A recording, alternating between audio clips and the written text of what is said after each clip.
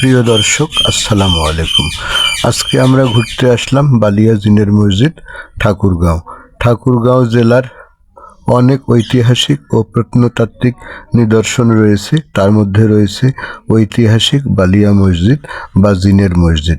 ঠাকুরগাঁও জেলার 13 কিলোমিটার অদূরে ভুল্লি নদীর পাশে ভুল্লি বাজার নামক স্থানে এই ঐতিহাসিক জিনের মসজিদটি অবস্থিত।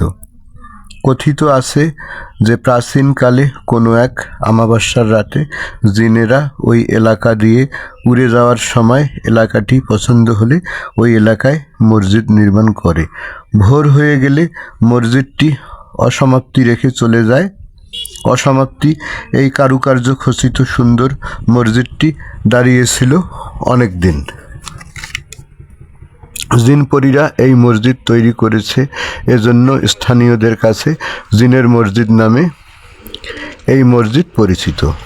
বাংলাদেশ তথ্য বাতায়নে এই বর্ণনা দেওয়া আছে। পরবর্তীতে স্থানীয়দের সহায়তায় গম্বুজসহ মসজিদের কাজ সমাপ্ত হয়। সমতল ভূমি থেকে 5 ফুট উপরে অবস্থিত মসজিদটি আয়তাকার। মসজিদটি 3 অংশে বিভক্ত: নামাজ ঘর, বারান্দা, খোলা চত্বর। মূল ভবনটি পূর্ব পশ্চিমে 25 ফুট 11 ইঞ্চি প্রশস্ত।